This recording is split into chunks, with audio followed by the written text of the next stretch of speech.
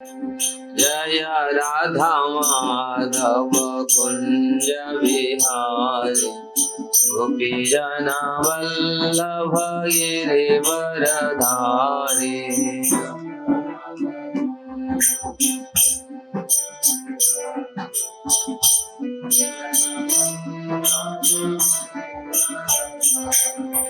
हरे कृष्णा कृष्णा कृष्णा हरे हरे, हरे राम राम राम हरे हरे।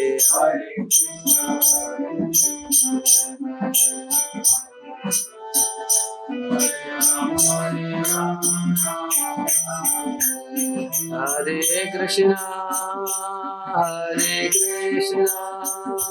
कृष्णा कृष्णा हरे हरे, हरे राम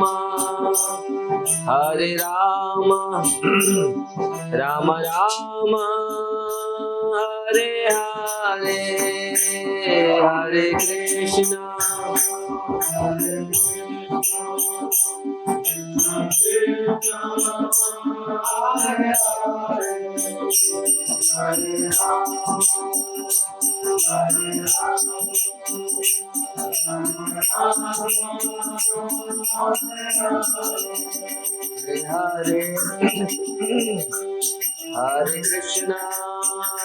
हरे कृष्णा कृष्णा कृष्णा हरे हरे, हरे राम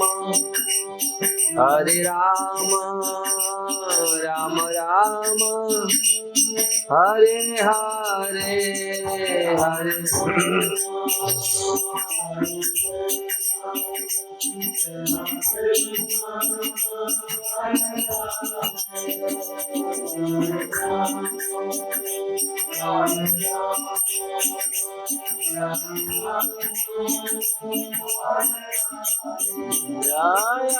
राधा माधव राधा माधव राधे।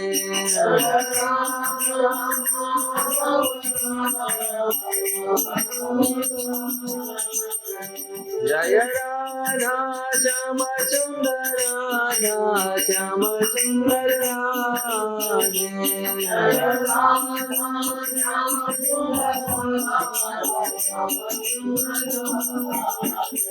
जय कृष्ण बलराम जय कृष्ण बलराम, कृष्ण बलराम जय कृष्ण बलराम।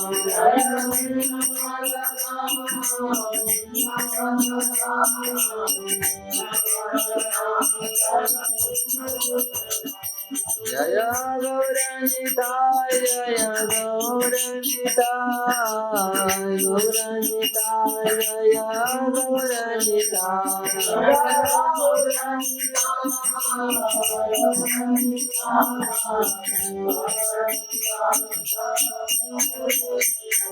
हरि बोल हरि बोल हरि बोल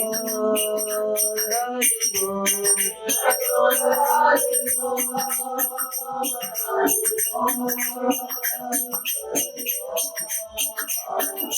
जय जय प्रभुपाद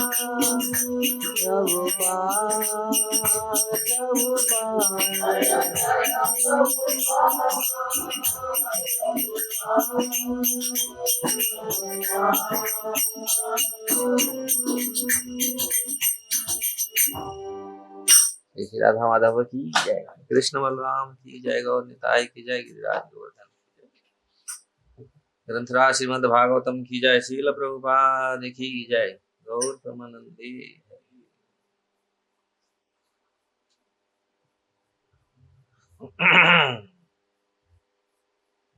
ओम नमो भगवते वासुदेवाय।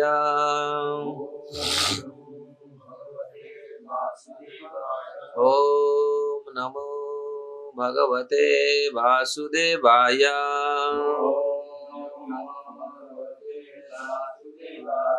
ओम नमो भगवते वासुदेवाय।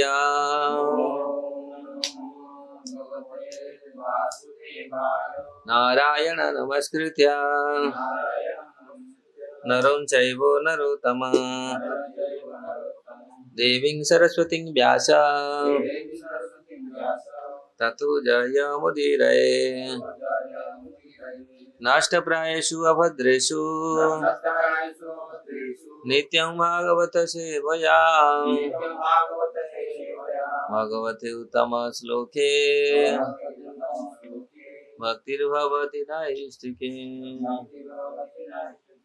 मुखं करोति वाचालं पङ्गुलङ्घयते गिरियत्कृपा तमं वन्दे श्रीगुरुदिनतारिणि श्रीपरमानन्दमाधव।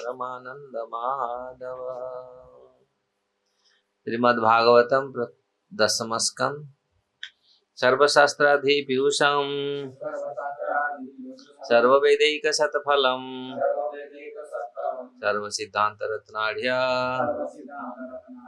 सर्वलोकैकदृक्प्रदा सर्वभागवतः प्राण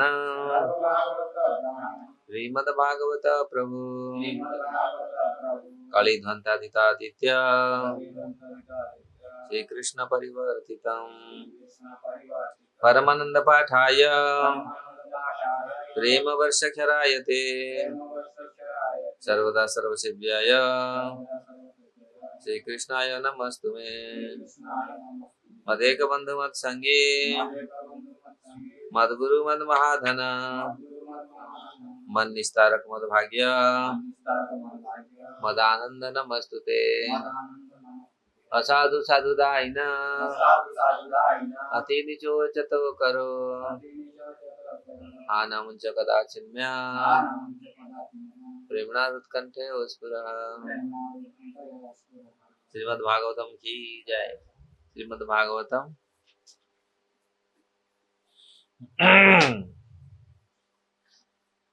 दसम स्कंद 5वां अध्याय श्लोक संख्या 19। गोपान गोकुल रक्षायां निरूप्य मथुरां गतः नंदः कंसस्य वार्षिक्यं करं दातुं कुरु उद्दः।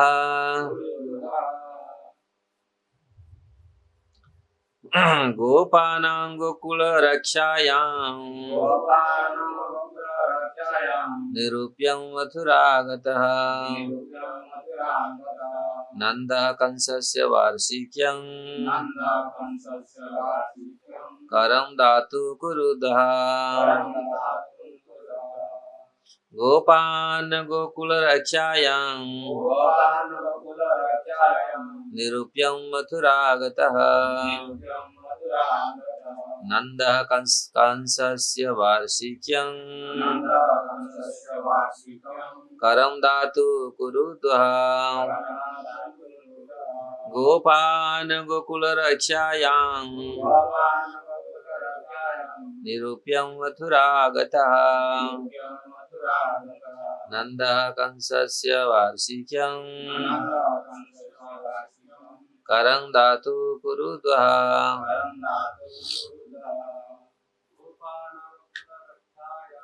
गोपान् गोकुल रक्षायां निरूप्यं मथुरागतः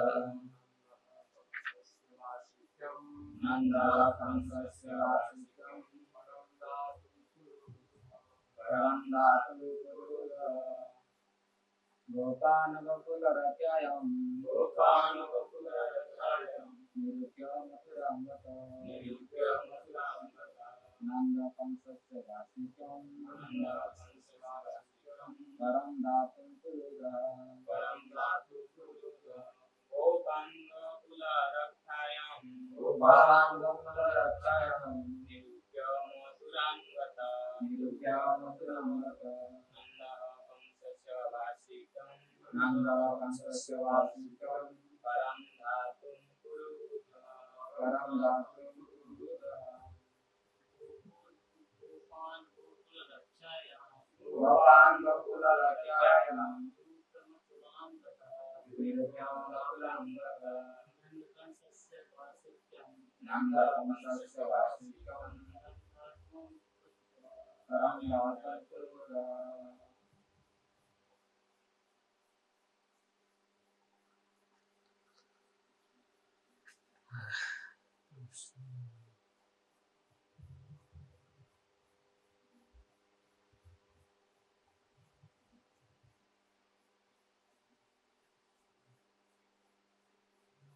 गोपाना ग्वालों को गोकुल रक्षायाम गोकुल मंडल की रक्षा के लिए निरूप्य नियुक्त करके मथुरा मथुरा गतः गए नंदः नंद महाराज कंसस्य कंस का वार्षिक्यम वार्षिक कर करम लाभांश दातुम भुगतान करने के लिए कुरुद्वा हे कुरुवंश के रखे महाराज परीक्षित। श्लोक का अनुवाद तात्पर्य शिल प्रभुपाद का। शिल प्रभुपाद की जय। सुखदेव गोस्वामी ने आगे कहा, हे महाराज परीक्षित, हे कुरुवंश की सर्वश्रेष्ठ रक्षक। उसके बाद नंद महाराज ने स्थानीय ग्वालों को गोकुल की रक्षा के लिए नियुक्त किया और स्वयं राजा कंस को वार्षिक कर देने मथुरा चले गए। आप लोग दोहरा सकते हैं। सुखदेव गोस्वामी ने कहा, हे महाराज परीक्षित, हे कुरुवंश की सर्वश्रेष्ठ रक्षक। उसके बाद नंद महाराज ने स्थानीय ग्वालों को गोकुल की रक्षा के लिए नियुक्त किया और स्वयं राजा कंस को वार्षिक कर देने मथुरा चले गए। तात्पर्य, क्योंकि बालकों का वध किया जा रहा था और यह सबको ज्ञात हो चुका था, अतः नंद महाराज अपनी नवजात शिशु के लिए अत्यधिक डरे हुए थे। इसलिए उन्होंने अपने घर तथा शिशु की रक्षा के लिए स्थानीय ग्वालों को नियुक्त कर लिया। वे तुरंत ही मथुरा जाकर भुगतान करना चाह रहे थे और अपने नवजात शिशु के उपलक्ष्य में कुछ भेंट भी देना चाहते थे। वे शिशु के संरक्षण के लिए विभिन्न देवताओं तथा पितरों की पूजा कर चुके थे और अब और सब को जी भर कर दान भी दे चुके थे। इसी तरह नंद महाराज कंस को न केवल वार्षिक कर चुकता करना चाह रहे थे, अपितु कुछ भेंट भी देना चाह रहे थे जिससे कंस भी तुष्ट हो जाए। उनकी एकमात्र चिंता यही थी कि अपनी दिव्य शिशु कृष्ण की किस तरह रक्षा करें। ओम ज्ञानम तिमिरम दस्य ज्ञानम जनम शलाकया चक्षुरुन्मिलितं येन तस्मै श्री गुरवे नमः। श्री चैतन्य मनोभीष्टं स्थापितं येन भूतले स्वयं रूप कदा मह्यं ददाति स्वपदान्तिकम्। वन्देऽहं श्रीगुरु श्रीयुक्तपदकमलं श्रीगुरु वैष्णवांश्च श्रीरूपं साग्रजातं शरणं रघुनाथान्वितं त्वं सजीवं साद्वैतं सावधूतं परिजनसहितं कृष्ण चैतन्यदेवं श्रीराधा कृष्ण पाद सगण ललिता श्री विशाखान्वितांश्च। हे कृष्ण करुणा सिंधु दीनबंधु जगतपते गोपेश गोपिका कांत राधा कांत नमस्तुते। तप्त कांचन गौरांगी राधे वृंदावनेश्वरी वृषभानुसुते देवी प्रणमामि हरिप्रिये। वंशाकल्पतरुभ्यश्च कृपा सिन्धुभ्येव च पतितानां पावनेभ्यो वैष्णवेभ्यो नमो नमः। जय श्री कृष्ण चैतन्य प्रभु नित्यानंद श्री अद्वैत गदाधर शिवासादि गौर भक्त वृंदा। हरे कृष्ण कृष्ण कृष्ण हरे हरे, हरे राम राम राम हरे हरे।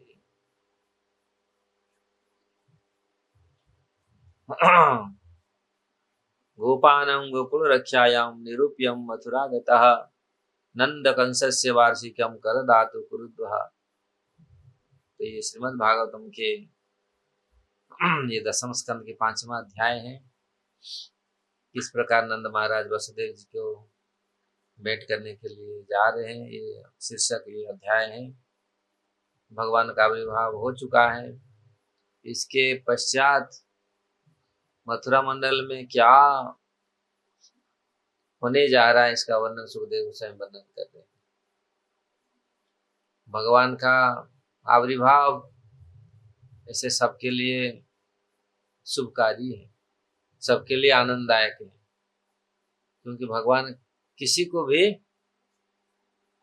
किसी का भी अनिष्ट नहीं करते। लोग सोचते हैं अनिष्ट करते हैं, गुरु जिस प्रकार गुरु अनिष्ट किसी का करते हैं, क्योंकि जानते हैं सब किस प्रकार भगवान का सेवा में लग जाए, सबका कृपा भगवान कृपा किस प्रकार मिले। भगवान भी इस प्रकार भगवती गीता में भगवान बोलते समम सर्वभूतेषु नामे देश स्थिना प्रिया। मैं किसी के प्रति द्वेष नहीं करता, सबके समान भाव से भगवान देखते हैं। लेकिन जो भजन करते हैं अन्य रूप से उनका पालन करते हैं, उनको भगवान भूलते नहीं और ना वो भगवान को भूलते हैं। तो इसलिए ये स्पेशल है। इस प्रकार देखिए यहाँ भगवान स्वयं आ रहे हैं और किसी लिए जगत का कल्याण के लिए। लेकिन इसमें कुछ लोग कल्याणकारी सोचते ही नहीं है ना। ये क्यों आ रहा है, ये क्यों आया, इसको मारो। भगवान को कोई मार सकता है? ये प्लान देखो ना, कितना प्लान है भगवान को मारने के लिए, कितना प्लान। भगवान को कोई मार सकता है? और भगवान सबका कल्याण करते हैं, दुष्टों का संतों का सबका कल्याण करते हैं। इसीलिए भगवान को समझना कठिन है। भगवान, क्योंकि भगवान जिसके संपर्क में भगवान आते हैं सबका ही कल्याण होता है। उदाहरण बहुत सारे उदाहरण संसार है ना। अच्छे व्यक्ति के सामने आप जाते हैं, अच्छा व्यक्ति के पास जाते हैं, बैठते हैं, वहां अच्छा ही मिलता है। दुष्टों के पास, इसलिए अच्छा व्यक्ति के पास बैठना चाहिए, साधु के पास बैठना चाहिए, संतों के पास बैठना चाहिए, अच्छा होगा अच्छा व्यक्ति। इसलिए भगवान इस प्रकार है। और दुष्टों के पास बैठेंगे तो दुष्ट बुद्धि चलेगा, दुष्ट बुद्धि घुसेगा भीतर, वही चलेगा सब। तो इसीलिए यहाँ हम देखते जगत का कल्याण करने के लिए भगवान आते हैं, लेकिन कुछ लोग चाहते नहीं, कुछ लोग खटकते हैं, उनका माइंड दूषित रहता है। इसलिए भगवान को देख करके जिसी प्रकार सूर्य उदित होते हैं सबका कल्याण करते हैं, है ना। लेकिन उल्लू और ये सब, उल्लू कहाँ चलता है, उल्लू भीतर घुस जाता है। वो जो सूरज आते हैं उल्लू का काम खत्म, है ना। तो भगवान सूर्य नहीं आएंगे तो कितना तकलीफ होगा। 10 दिन सूर्य नहीं आते हैं, सर्दी में क्या होता है, कपड़ा नहीं सूखता, कितना तकलीफ होता है ना। लोग का कितना, अरे भाई आए कैसे आए। तो ऐसे भगवान जगत में आना बहुत जरूरी है। जगत कल्याण होता है, भगवान आते तो जगत कल्याण होता है। लेकिन कुछ लोग चाहते नहीं भगवान आना, जिस प्रकार कुछ लोग नहीं चाहते हैं। कुछ ऐसे जीवात्मा है सूर्योदय को देख नहीं सकते। उल्लू जिस प्रकार, उल्लू वो सूर्य को देख नहीं सकता, वो भागता है। तो इस प्रकार भगवान जगत का कल्याण करने के लिए आते हैं। यहाँ कंस और भगवान आविर्भूत हुए हैं, भगवान का आविर्भाव हुआ है। और भगवान का आविर्भाव से सारा जगत हर्षित हो रहा है, जगत आनंदित हो रहा है, पुलकित हो रहा है। पेड़ पौधे, नदी नाल, नदी, पुष्करिणी, वन, पर्वत सब खुश हैं, पूरी प्रकृति खुश है। लेकिन खुश कौन है नहीं है? कंस खुश नहीं। कंस और कंस का अनुचर वो लोग खुश नहीं है। उनका योजना क्या बना रहे हैं, इसको कैसे मारा जाए, ये कैसे आ गया। तो इस प्रकार जगत में ऐसे लोग हैं, लेकिन वो समझते नहीं उनका भी कल्याण उसी में है। भगवान उनका भी कल्याण करेंगे, सबका कल्याणकारी है भगवान।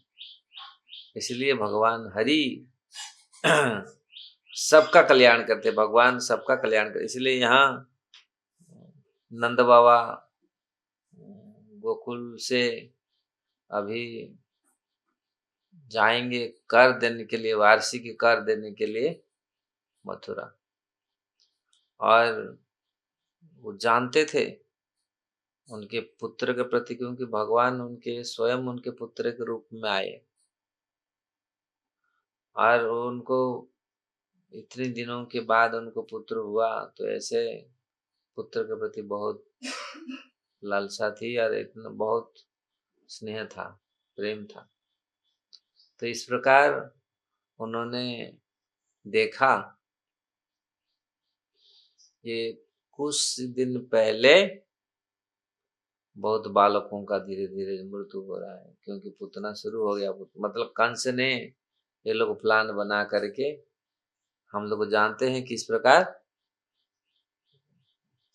जोग माया ने पूरा अष्टभुजा रूप धारण करके उनको बता दिया था कंस को, तुम्हारा शत्रु जन्म ले चुका है। तो उसी दिन से वो लोग उसी दिन से प्लान बनाया। हम लोग पढ़ चुके हैं प्लान, सबको बोला चलो सबका खत्म कर लेंगे, ये 10 15 20 दिन के भीतर जो भी शिशु जन्म हुआ उसको मार देंगे। भगवान को तो कोई मार नहीं सकता, लेकिन उन्होंने प्लान, जगत में लोग ऐसे असुर प्रवृत्ति वाले लोग बोलते मिटा दो, मंदिर मिटा दो, मूर्ति मिटा दो, न करते हैं, बोला ये सब खत्म, भगवान का कोई सत्ता फत्ता कुछ मत रखो, नाम मिटा दो। भगवान का नाम कभी मिट पाएगा जगत में? बोलते नाम निशाना मिटा दो, ये धर्म फर्म का नाम, बहुत लोग यही चल रहा है, नास्तिक लोग, जो ऐसे ही पाखंड लोग। भगवान भगवान का कोई जरूरत नहीं, उनका नाम मिटाओ पूरी, यहाँ कोई होना नहीं चाहिए। लेकिन मिट रहा है कभी? भगवान का नाम कभी जगत से मिटेगा? जब तक सूर्य चंद्र है भगवान का नाम रहेगा, इसलिए भगवान का नाम कभी नहीं मिट सकता।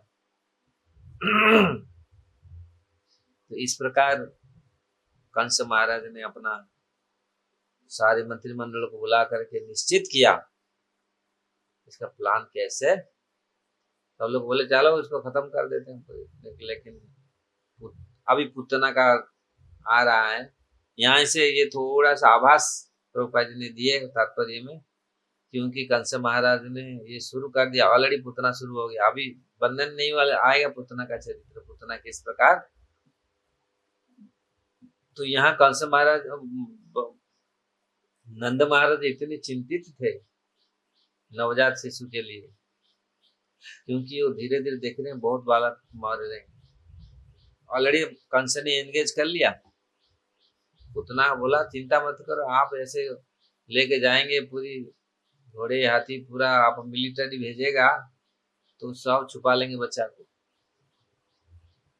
छुपा देगा, वो मिलिट्री भेजेगा तो छुपा देगा। इसलिए ऐसा करो, मैं ऐसा रूप बनाएगा सब, मैं तो ऐसा ही हूँ मानने वाला, मैं तो सातिर मानने का मुझे काम अच्छा तरह जानता है, तो इसलिए आप चिंता मत करो, सबको खत्म कर दूंगा। और उन्होंने कर लिया, ब्रज में बहुत सारे बालकों को उन्होंने हत्या किया। तो नंद महाराज बहुत चिंतित थे, तो बालक सब धीरे धीरे धीरे एक एक करके भगवान के जन्माष्टमी के आगे पीछे जो सब जन्म हुए थे ये सब एक एक करके जा रहे। इसलिए वो जाना नहीं चाहते थे मथुरा, लेकिन मथुरा जाना कर को भुगतान करना ये जरूरी था। इसलिए वो तगड़ा तगड़ा सब लोग ग्वालों को सब पूरी जो ब्रजवासियों को नियुक्त किया, तुम लोग ध्यान देना विशेष करके उनका घर पे, अपना अपना महल में, क्योंकि ये सब देख रहे हैं बालक के प्रति ऐसा बहुत पिता माता का रहता है, और बहुत दिन के पश्चात और वही ब्रज का फिर इनके पीछे वही बनेगा, तो इसलिए ये था, जरूरी था शिशु को रक्षा करना। इसलिए बहुत डर से अब चाहते थे कैसे जाके फटाफट भेंट करके तुरंत हम आ जाएंगे। इसलिए यहाँ भगवान के प्रति ये वत्सलता नंद बाबा का ही स्वतःस्फूर्त था। यहाँ गोपानम ये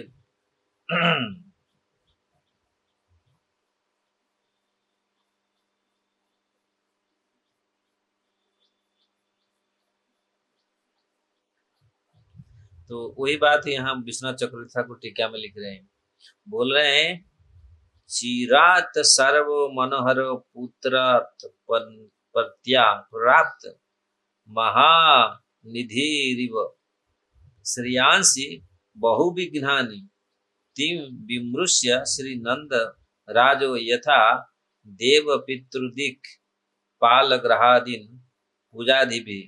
तो यहाँ प्रसादया साहस, तो नंद महाराज ने यहाँ पर बोले चिरात सर्वो मनोहर पुत्र, मतलब चीर प्रतीक्षित, मतलब पूरा ऐसा पुत्र उनका प्राप्त हुआ, ऐसे भगवान ऐसे ही थे पूरे।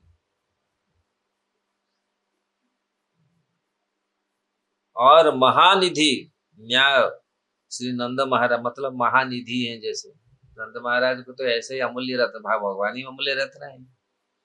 तो महानिधि, महानिधि मतलब महा है, बहुत बड़े, है ना। निधि मतलब धन, है ना। बहुत बड़ा संपद, महानिधि। वास्तविक भगवान को छोड़ करके महानिधि संसार में और क्या है, भगवान ही सर्वश्रेष्ठ संपद है। इसलिए यहाँ तो नंद महाराज ने ऐसे पुत्र को, महानिधि रूपक पुत्र को पा करके वो तो बहुत बांटे, बहुत दान दिया, और बहुत सारे, इसलिए यहाँ बोल रहे हैं शुभ कर्म में देव पितृदिक पाल ग्रहादीन पूजा देवी, देवता पितृ ये सबको पूजा किए। इतना इतना साल में हम पुत्र हुआ, इसलिए सबको पूरी, सबका पूजा किया, सारे ब्राह्मण सारे साधु सबको पूरी बांटा, पूरी दान पूरा दिया।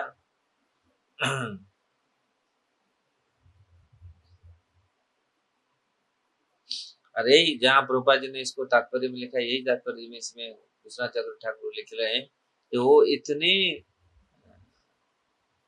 इसी नंद महाराज कंस के वार्षिक कर देने के लिए, क्योंकि उनका जरूरत था जाने के लिए, और ये भय था क्योंकि जानते हैं कंस ने कैसे कैसे दुष्ट प्रकृति का लोग हैं, और उन्होंने क्या भी कर सकता है, क्योंकि जानते हैं वसुदेव का कितना पुत्र को उन्होंने, वसुदेव उनका भाई थे, तो इसीलिए उन्होंने कितने पुत्रों को इन्होंने मार दिया, तो ये जानते थे, और इसलिए वो चाहते थे उनको भी, उनके लिए कुछ भेंट लेके जाए।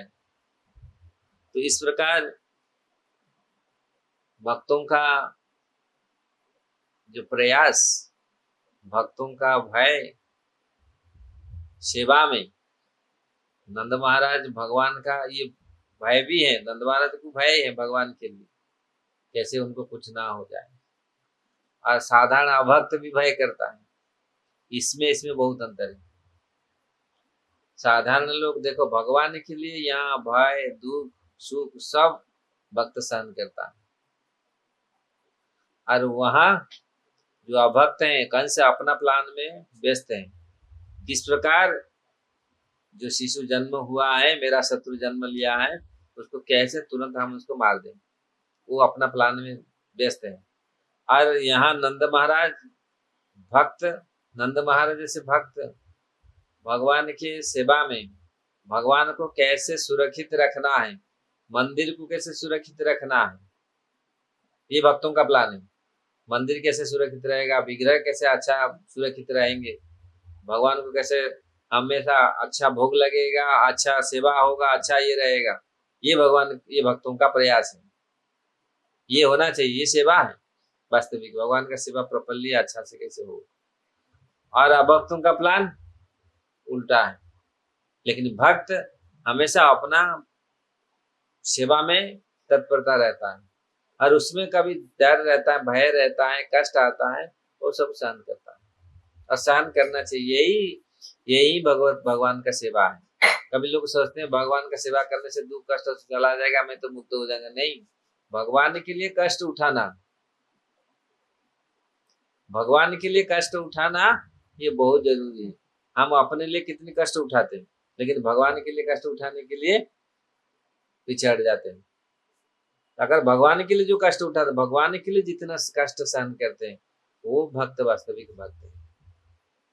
इसलिए भक्त कभी पीछे नहीं हटता। नहीं, अभी तो कष्ट पड़ रहा है, इतना कौन सेवा करेगा, चलो भागो, और अच्छा कहाँ मिलेगा, लड्डू पूरी पूरी मिलेगा, वहीं जाके बैठ जाएंगे। कभी कभी ऐसे सोचते हैं। लेकिन भगवान के लिए जो कष्ट उठाया, प्रभुपाद जी 60-70 साल उम्र में गए। कोई सोचता है जाने के लिए? 70 साल उम्र में कोई विदेश जाएगा? 70 साल उम्र में सब चाहते हैं कहाँ भजन करे, कुटिया लेकर के आराम से भजन करे। लेकिन प्रभुपाद 70 साल उम्र में शुरू किया प्रचार, विदेश गए, उसमें हार्ट अटैक एक दिन दोबारा हुआ,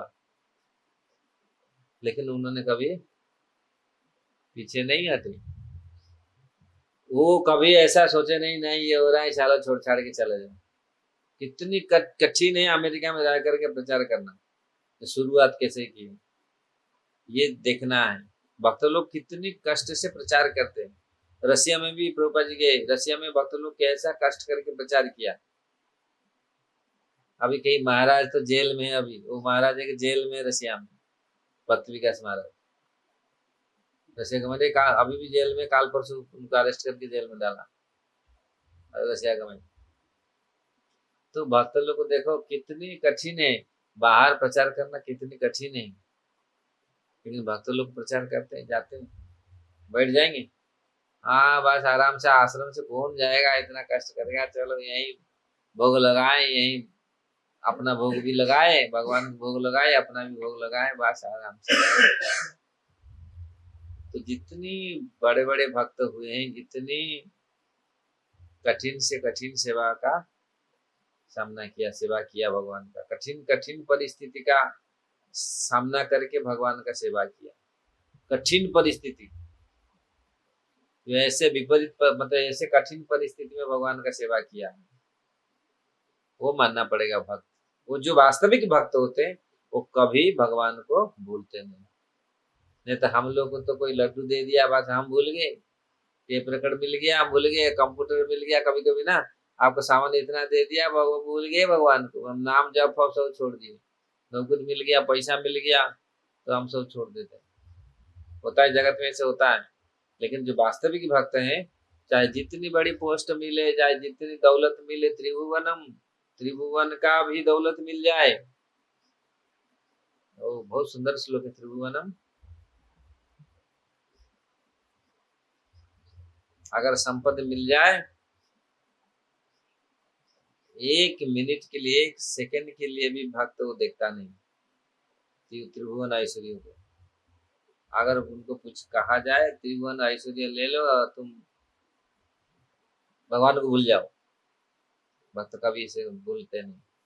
तो यहाँ नंद महाराज देखो कितनी भगवान के प्रति प्रीति ये दर्शाता है, और जल्दी जल्दी जाके कैसे काम खत्म करके कैसे आएंगे। भौतिक जगत में साधारण शिशु के प्रति कितनी माँ, कितनी इतना दिन के बाद बेटा हुआ तो मतलब सब स्वाभाविक है, लेकिन भगवान तो स्वयं उनके पुत्र रूप में आए, और उनका कितना चिंता ना होगा, क्योंकि भगवान जिसका पुत्र बनते वो साधारण नहीं है, उनके मन में कितनी प्रेम होगा, कितनी भाव होगा, इसलिए तो उनके पुत्र रूप में भगवान आए। तो यहाँ जल्दी कैसे, और ऐसे संसार में रहेंगे, कंस जैसा व्यक्ति रहेंगे, कंस जैसा लोग रहेंगे, हमेशा बाधा डालते रहेंगे, ये दिखाया गया है। अब सोचेंगे कंस तो ये भक्ति क्या परीक्षा है, कंस जैसा नहीं रहेगा तो फिर परीक्षा कैसे होगा, है ना। भक्ति कैसा भक्ति किया, जब परीक्षा होता है तो पास करते हैं तो पता चलता है इतना भक्ति है ना। अब परीक्षा नहीं होगा तो फिर पता चलेगा कहाँ पर है, कितने मार्क आप रखा है, कितना आपको ज्ञान है, कितना जानते हो। आप बोलते हो हाँ मैं बहुत जानता हूँ, अब परीक्षा जब आएगा भूल ही गया। जब परीक्षा होता है कितना जानते हो। जब ऐसे परिस्थिति आता है, संकट आता है, तो अगर हम कृष्ण को भूल नहीं जाते, भूल गया तो गया, परीक्षा तो गया, सक्सेस नहीं हो पाए। अगर ऐसे परिस्थिति, ऐसे दौलत धन दौलत पूरा त्रिभुवन का संपत्ति मिल जाए, अगर हम रंच मात्र भी हमारा मन विचलित नहीं होता भगवत पदार्थ से, तो ये वैष्णव अग्रगामी, वो वैष्णव का अग्रगामी है, वो वैष्णव श्रेष्ठ है। तो कभी एक सेकंड के लिए उनका मन नहीं गया, नहीं हमको नहीं चाहिए कुछ, आपके चरण चाहिए हम। तो ऐसे ऐसे भगवत भक्त हुए हैं। और नंद महाराज तो स्वयं अपने भगवान कृष्ण के नित्य पिता है, यशोदा माता नित्य माता है। इसलिए ये लोग कभी किसी भी समय किसी भी परिस्थिति में ये लोग विचलित नहीं हुए। इसलिए भक्ति करना है, ये इनका पदचिन्ह पर हम चले। ये लोग कैसे भक्ति किए, नंद महाराज को देखो, यशोदा माया को देखो, उद्धव को देखो, वसुदेव जी को देखो, देवकी माता को देखो, कितनी परिस्थिति में उन्होंने कभी विचलित नहीं हुए। तो ये शिक्षा है। नंद महाराज सब काम करते हैं, अपने राज कार्य कर रहे हैं, सब कुछ कर रहे हैं, लेकिन कृष्ण भक्ति कैसे, कृष्ण का प्रेम उनके हृदय में हमेशा रहा। तो ये भक्तों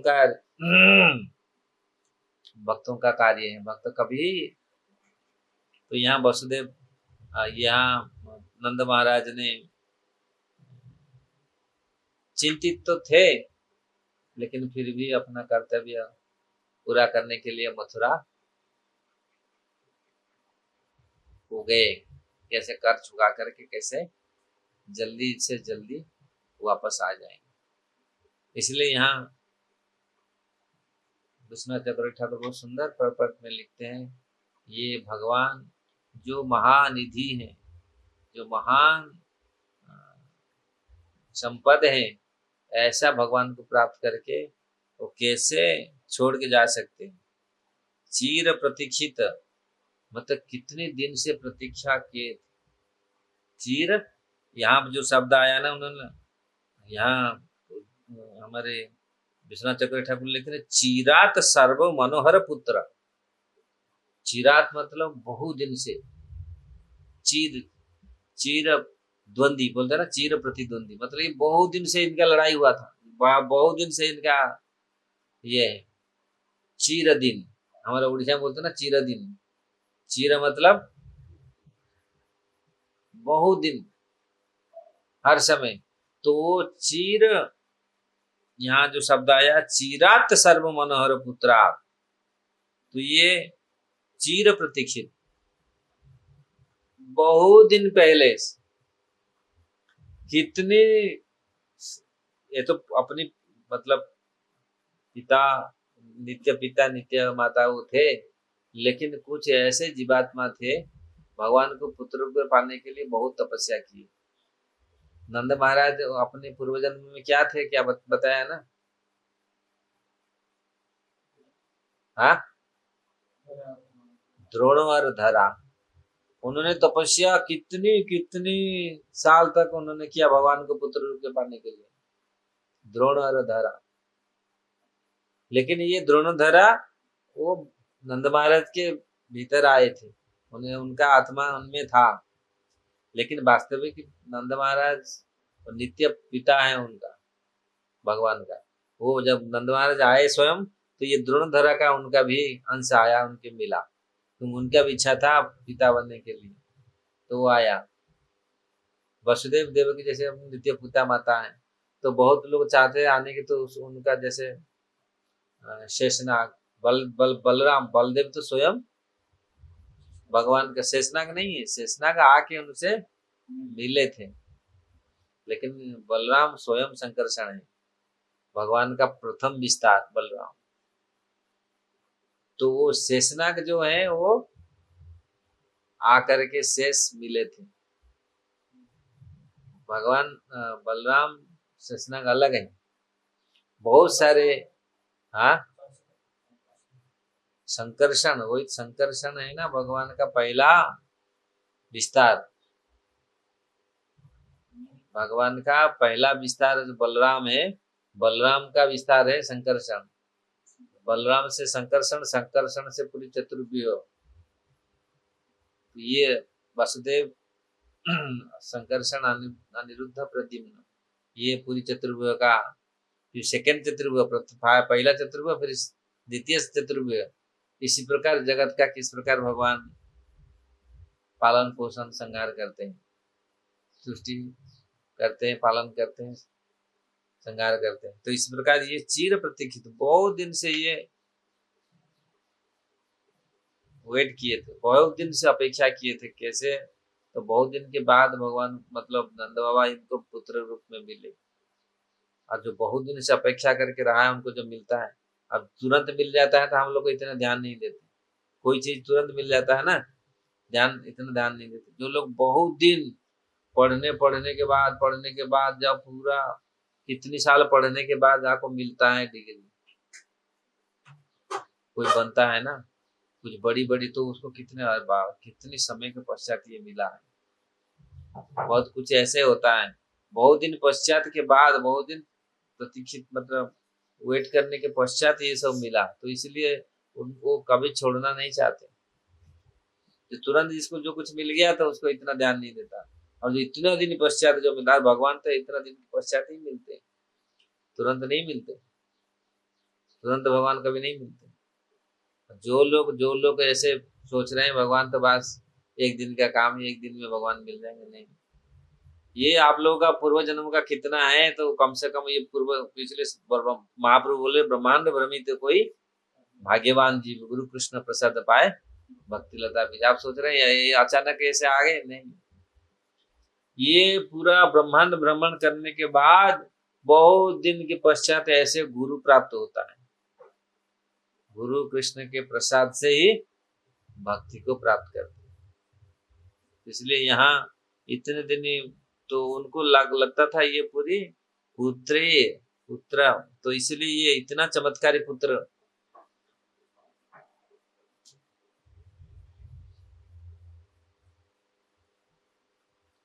श्रेयांसी बहु विघ्नानि, क्योंकि बहुत सारे उनकी इच्छा, बहुत विघ्नों को कैसे नष्ट होगा, तो उसके लिए उन्होंने दान दक्षिणा सब कुछ किया, कैसे उनका सब संतुष्ट, सब लोग ठीक रहेंगे। इसी प्रकार वो कंस का वार्षिक कर चुकाने के लिए उन्होंने मथुरा गए, जाने से पहले ये लोग सब नियुक्त करके सबको, ये सेवा है, सेवा का प्रफुल्ली करना ये बहुत बड़ा दायित्व है। क्योंकि सेवा अच्छा से अगर हम करते हैं भगवान का, भगवान खुश होते हैं। और जो अब फर्स्ट क्लास सेवक हैं वो फर्स्ट क्लास सेवा करते हैं, निर्भुल सेवा करते हैं। जाने से पहले हम लोग चले बस इसको सब कुछ व्यवस्था करके गए, यहाँ पर कोई तकलीफ ना हो, हम नहीं रहते तो कोई तकलीफ नहीं हो। तो इस प्रकार उन्होंने सारे से नियुक्त करके मथुरा के लिए चल पड़े। काल हम लोग को पढ़ेंगे फिर कैसे वसुदेव जी से जाके मिलेंगे, और आगे के लिए फिर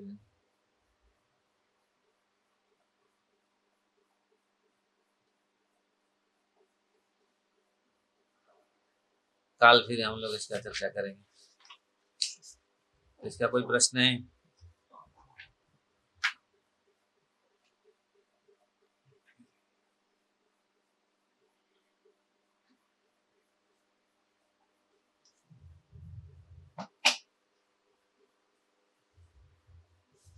ग्रंथराज श्रीमद् भागवतम की जय, श्रील प्रभुपाद की जय।